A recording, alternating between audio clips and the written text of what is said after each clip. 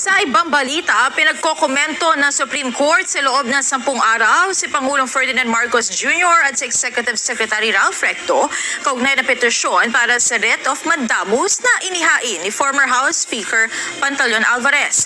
Kasama sa petisyon ni Alvarez ang pagsasailalim ni Pangulong Marcos sa physical and mental examination kabilang na ang hair follicle drug test.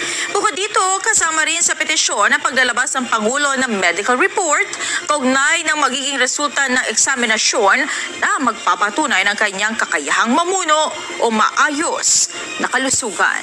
Yan! Ayos yan. Tanggapin nyo yung challenge, BBM. Nagpa-hair follicle test ka na.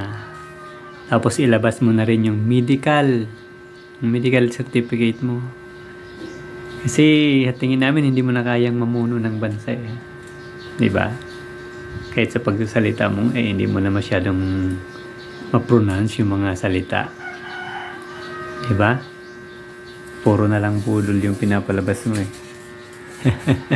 Lalo na ngayon, sunod-sunod, si Tambaluslos lumabas nagsalita. At gustong lumabas ng bansa, pinayagan ng Kongreso, pero hindi pinayagan ng Ombudsman. Aba, si Boyeng pa ba? Nagpapabago ng pangalan si Boyeng ha. Anyari sa'yo, Boyeng? Pero maganda yan, huwag mong palabasin kasi baka hindi na bumalik si Romualdez eh. Si Romualdez naman, dahil siya yung dinidikdik ngayon o siya yung tinitira ngayon, syempre, may alas yan. Kasi dating House Speaker, mayroon niyang alam sa mga transaksyon, lalo na doon sa mga unprogrammed appropriation, di ba?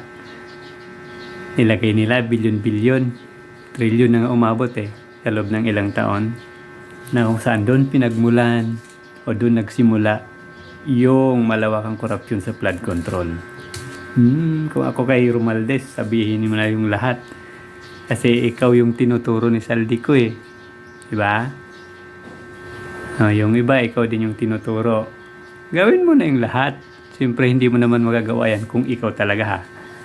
Kung may kinalaman ka talaga, hindi mo naman magagawa yan na ikaw lang. Kasi dating House Speaker ka, kulang yung kapangyarihan ng isang House Speaker para gawin yan mag-isa. Dahil yung pumipirma, yung last na pumipirma doon sa batas, doon sa budget, para maging batas ay ang presidente. Sabihin mo na lahat para malaman na ng taong bayan. Excited na nga kami.